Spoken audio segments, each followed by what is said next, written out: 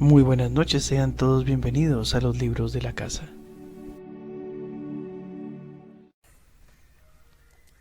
Continuando con esta jornada, hoy 28 de abril, me gustaría compartir con ustedes un cuento del escritor chileno Luis Alberto Tamayo, muy conocido por escribir literatura infantil, pero no desligándose de otro tipo de textos.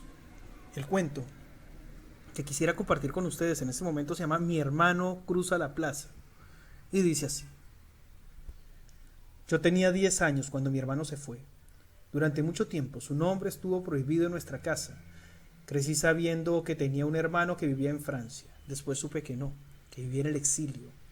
Papá decía que mi hermano era inteligencia perdida, un testarudo que había ido a la universidad a mezclarse con la peor clase de gente. Acordarse de él en la mesa era desatar una tormenta.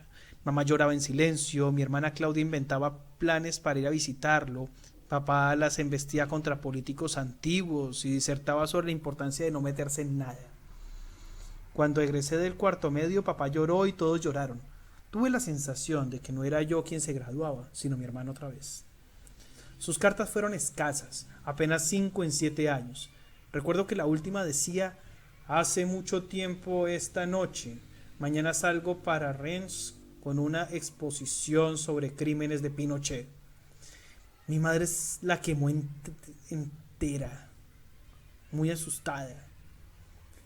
Le contestó que al escribir esas cosas estaba poniendo en peligro a toda la familia. No volvieron a llegar cartas suyas.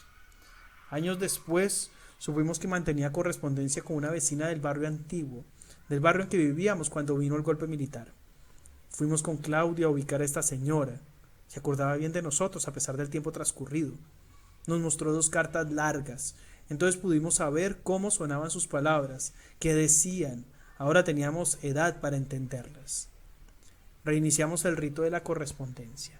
En una nota me propuso que le enviara mis papeles, que había juntado algún dinero y que quería que lo viera para que pudiera pasar un año con él, para que nos conociéramos.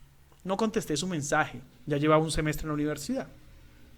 Durante el primer año fui uno de los mejores alumnos. Lograría terminar la carrera en tiempo récord.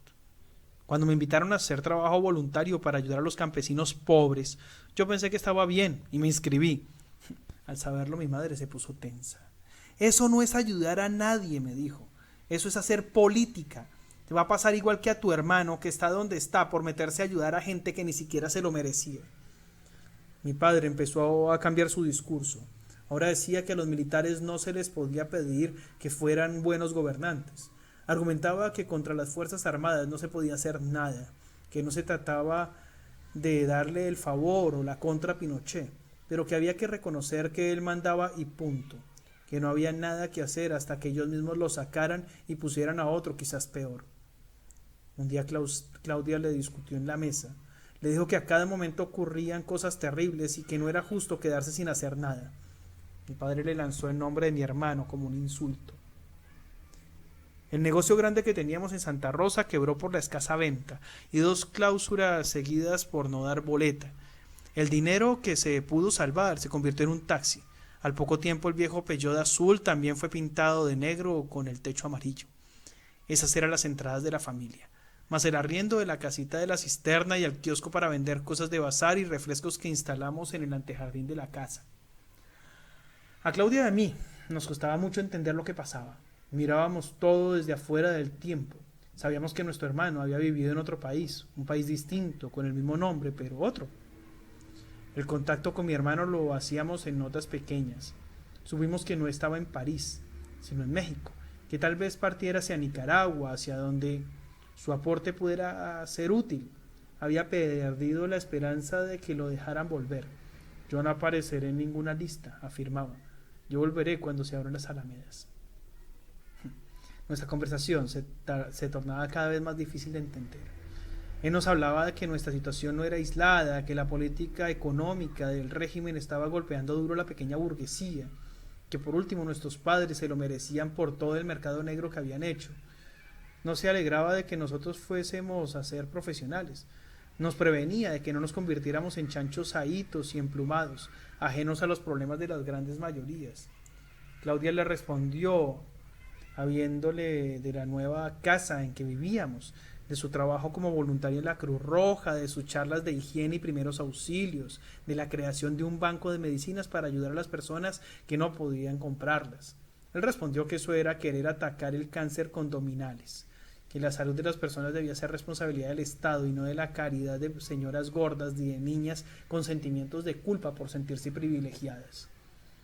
Con Claudia concordamos en que necesitamos la presencia física de nuestro hermano para aclarar el significado y la intención de cada palabra. Para confrontar nuestras historias tan distintas, confiamos en que a pesar de todo nos entendiéramos.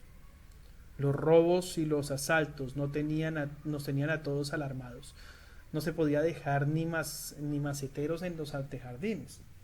Tuvimos que mandar a hacer una jaula de barrotes de fierro para el kiosquito y así evitar que lo robaran durante la noche. Los jueves y viernes por la tarde le tocaba a Claudia atender el kiosco. Un tipo llevaba mucho rato en el asiento del paradero de micros que quedaba justo frente a nuestra casa. Claudia lo comprendió y lo sorprendió 2 veces mirando y tuvo miedo. Por eso me llamó. Pensamos que era un maleante o un policía de punto fijo, o quizá un pololo malquerido de alguna casa de la vecindad. Lo cierto es que nadie estaría por gusto a la intemperie en un día tan frío como ese. Finalmente subió a una micro y se fue. Sin embargo, su figura nos quedó grabada y nos pareció verlo en otras oportunidades, siempre mirando y siempre en días de frío. Al oscurecer de un jueves entró al negocio. Llevaba puesto una capucha de la parca y el grueso cierre subido casi hasta la boca. Apenas se distinguían su nariz y sus lentes. Entró por el caminillo de cemento y pidió cigarrillos. No vendemos cigarrillos, contestó Claudia. Se bajó un poco el cierre de la parca y mostró unos gruesos bigotes. La chasquilla le cayó cubriéndole los ojos. Deme un cuaderno, dijo luego de un breve silencio. Eligió uno grande, con la fotografía de 2 caballos que corrían libres en la tapa. 2 caballos blancos sin riendas ni jinete. Claudia se lo iba a envolver y él pidió que no. Se volvió hacia la calle y mientras esperaba a su vuelo, las vueltas, lo metió bajo su chaleco, afirmándolo con el cinturón. Afuera comenzaba a llover. Había llegado tarde a casa. Me estaba acostando cuando sentí voces. Mi madre era la que hablaba. Decía que no, que mi hermano estaba en Francia, que debía tratarse de un alcance de nombre. La vecina del barrio antiguo estaba de pie en el living con unos recortes de diario en sus manos cuando vio aparecer a mi padre. Dijo con dureza: «Su hijo ingresó ilegalmente al país. Ahora no tiene que avergonzarse de tener un hijo en el exilio. Ahora tiene un hijo muerto». Nunca pudimos verlo. En la morgue nos entregaron un ataúd sellado. Nos dijeron que ahí dentro estaba su cuerpo. La policía lo detectó antes de que alcanzara a hacer nada. Vivía solo, había arrendado una pieza pequeña en el otro extremo de la ciudad, lejos de su barrio, de su liceo, lejos de todos los que pudieran reconocerlo. Según testigos, no se defendió a balazos como dice el diario. No portaba arma.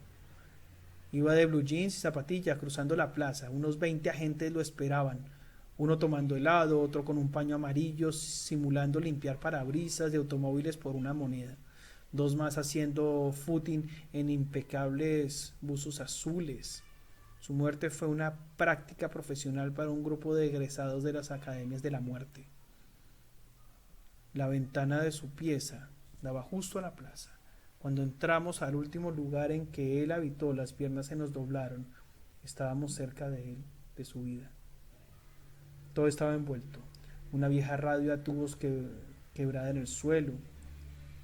En este estante varias repisas de historietas y deportivas, libros de química y matemáticas. Él vivía ahí, oculto, procurando no dejar huella de su modo de pensar, de lo que había elegido como forma de vida.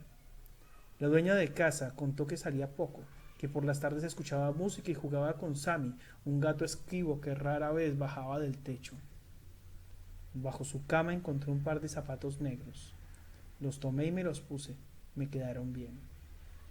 Claudia dio un grito al encontrar entre las revistas un cuaderno nuevo con 2 caballos blancos que corrían.